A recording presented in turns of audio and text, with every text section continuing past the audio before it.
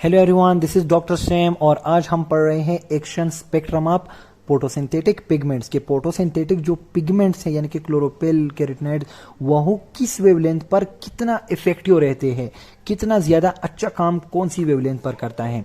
देखिए हमारे पास ये देखिए ये एक फोटोसिंथेटिक पिगमेंट है, सही है, क्लोरोफिल है और इस पर डिफरेंट वेवलेंथ लग रहे हैं और ये उनको क्या कर रहा है, एब्जॉर्ब कर रहा है, जिसको हम एब्जॉर्प्शन स्पेक्ट्रा कहते थे।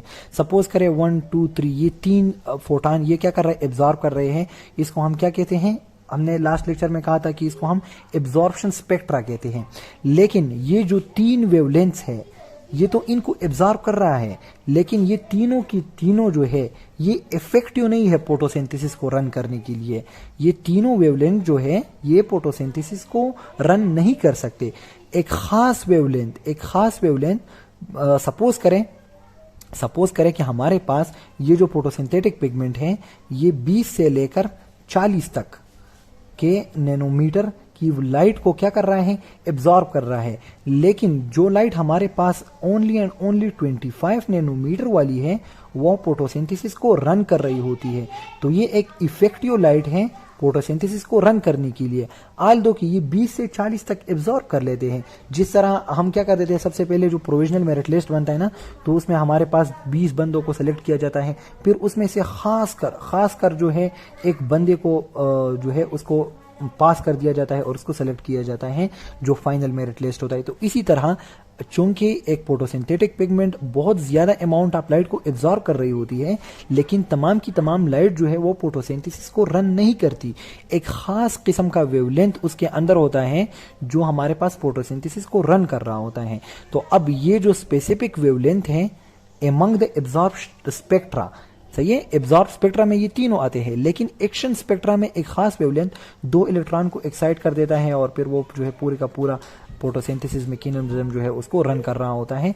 So the light which is effective for photosynthesis, not the light absorb. हम एब्जॉर्ब लाइट की बात नहीं कर रहे हैं, शायद ये बहुत ज्यादा एब्जॉर्ब कर रहा है लेकिन उसके अंदर एक खास पोर्शन है जो फोटोसिंथेसिस को रन कर रहा है, तो उसको हम इफेक्टिव पोर्शन कहते हैं। So effective wavelength of light which help in driving photosynthesis, वो खास वेवलेंथ यहाँ पर इन तीनों में मैंने एक इसको खास बनाया हुआ है, इसको मैंने खास बनाया हुआ है जो कि हमारे पास 25 का मैंने आप लोग को जो बता दिया 25 नैनोमीटर का। और आल दो कि ये जो है 20 से लेकर 40 तक एब्जॉर्ब कर रहा है, लेकिन 25 का जो है ये फोटोसिंथेसिस को रन कर रहा होता है। And this is what we called action spectra. अच्छा जी, अगर आप लोगों को मेरी बात अब भी समझ नहीं आई तो मैं दोबारा से आप लोग को एक इस एक्सप्लेनेशन के जरिए एक्शन स्पेक्ट्रम को डिफाइन करना चाहूंगा। देखें हमारे पास अगर सन से जो है देखिए 4 ATP की एनर्जी आ रही है और ये 4 ATP को क्या कर रहा है, एब्जॉर्ब कर रहा है। यहाँ पर ये एक फोटोसिंथेटिक पिगमेंट है जो 4 ATP को क्या कर रहा है, एब्जॉर्ब कर रहा है। लेकिन इसमें स्पेसिफिकली ये जो 2 ATP है ना, 2 ATP जो स्पेसिफिकली 2 ATP है ये इसको स्टोर कर रहा होता है in the form of photosynthesis, और बाकी 2 ATP जो है वो in the form of heat और ये लॉस हो जाती है। तो एब्जॉर्ब लाइट है ये देखिए 4 ATP, उसमें हमारे पास हीट और इसमें भी लॉस आ जाता है और बाकी जो है वो फोटोसिंथेसिस को रन कर रहा होता है। अच्छा जी, अगर अब भी आप लोग को समझ नहीं आ रहा कि एब्जॉर्प्शन स्पेक्ट्रा और उसमें क्या फर्क है तो मैं आप लोग को दोबारा से बताना चाहूंगा। ये देखें हमारे पास डिफरेंट लाइट्स के वेवलेंथ आ रहे हैं और एक फोटोसिंथेटिक पिगमेंट पर लग रहे हैं जिसकी मकदार है ये 20 है, ये 40 है और इसकी दरमियान में जो है बहुत ज़्यादा नैनोमीटर के वेवलेंथ्स आ रहे हैं। अब स्पेसिफिकली इसमें जो 25 वाला है ये वाला, ये क्या कर रहा है, ये फोटोसिंथेसिस को रन कर रहा होता है, फोटोसिंथेसिस को। बाकी ये चूंकि एब्जॉर्ब कर रहा है लेकिन वो जो है डिफरेंट कामों में वेस्ट हो जाते हैं। So the specific light which run photosynthesis is effective. बाकी सारे का सारा क्या है, वो एब्जॉर्ब स्पेक्ट्रा है। तो एब्जॉर्ब स्पेक्ट्रा जो है वो बहुत ज्यादा ब्रॉड भी हो सकता है और जो एक्शन स्पेक्ट्रा है वो नैरो किस्म का होता है। अब हमें कैसे पता चला कि ये जो है ये स्पेसिफिकली ये वाला रीजन जो है ये एक्शन स्पेक्ट्रम में है और ये जो है एब्जॉर्ब में है। अच्छा जी, तो अब एक्शन स्पेक्ट्रम को मेजर करने के लिए हमारे पास क्या तरीकाकार है, अब हम वो देख लेते हैं। एब्जॉर्प्शन स्पेक्ट्रा के लिए हमने स्पेक्ट्रोफोटोमेट्री का यूज किया था, लेकिन एक्शन स्पेक्ट्रम को मेजर करने के लिए हम क्या करते हैं, हम रेट ऑफ फोटोसिंथेसिस को देखते हैं कि ये फला वेवलेंथ कितना फोटोसिंथेसिस रन कर सकता है, रेट ऑफ फोटोसिंथेसिस क्या है। अब मैं देखूंगा कि 25 पर मेरे पास रेट ऑफ फोटोसिंथेसिस क्या है, 40 पर क्या है, 20 पर क्या है। तो जिस वेवलेंथ पर सबसे ज्यादा रेट ऑफ फोटोसिंथेसिस होगा तो मुझे वो लाइट जो है मोस्टली इफेक्टिव वो होगी। अगर अच्छा जी, अब रेट ऑफ फोटोसिंथेसिस जो है उसका हमें कैसे पता चलता है कि कब रेट ज्यादा है कब कम है। तो रेट ऑफ फोटोसिंथेसिस जो है वो हम ऑक्सीजन से पता चल जाता है। हमें ऑक्सीजन हम मिलता है ना, रेट ऑफ फोटोसिंथेसिस होता है तो हमें ऑक्सीजन मिलता है, हमें ऑक्सीजन मिलता है ना। फोटोसिंथेसिस क्या कर देता है, एटमॉस्फेरिक ऑक्सीजन प्रोड्यूस करता है ना।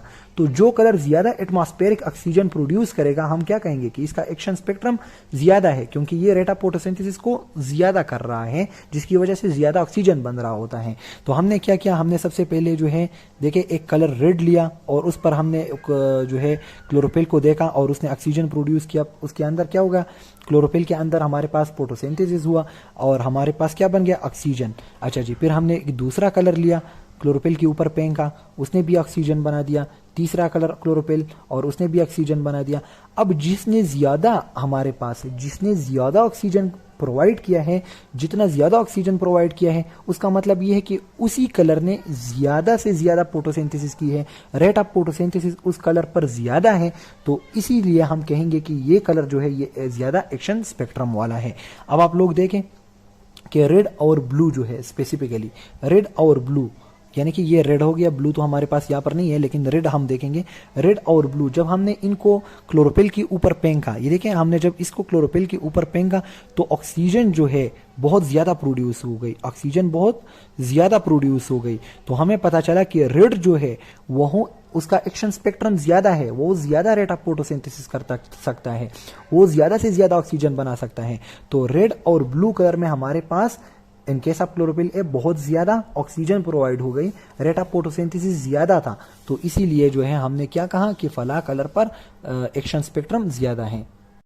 और आपकी आसानी के लिए मैं आप लोग को एक बात बताता चलूं कि हमारे पास जब हमने एब्जॉर्प्शन स्पेक्ट्रा पढ़ा, एब्जॉर्प्शन, तो हमारे पास रेड और ब्लू ये दोनों कलर क्या थे, इनकी एब्जॉर्प्शन स्पेक्ट्रा बहुत ज्यादा थी फॉर क्लोरोफिल ए। याद है आप लोग को एब्जॉर्प्शन स्पेक्ट्रा में मैंने आप लोग को पढ़ाया था। एक्शन स्पेक्ट्रा में भी आप लोगों ने यही बात याद रखनी है कि रेड और ब्लू पर आप लोग का एक्शन स्पेक्ट्रम भी ज्यादा होता है। रेड और ब्लू पर ऑक्सीजन ज्यादा प्रोड्यूस होता है, रेट ऑफ फोटोसिंथेसिस ज्यादा होता है, एब्जॉर्प्शन भी ज्यादा होता है। तो रेड और ब्लू को आप लोगों ने कभी भी नहीं भूलना। एक्शन स्पेक्ट्रम में भी यही दोनों है, एब्जॉर्प्शन स्पेक्ट्रम में भी यही दोनों है। रेट ऑफ फोटोसिंथेसिस भी इस पर ज्यादा होता है, ऑक्सीजन भी इस पर ज्यादा प्रोवाइड होता है। So this is all about the action spectrum. Thank you.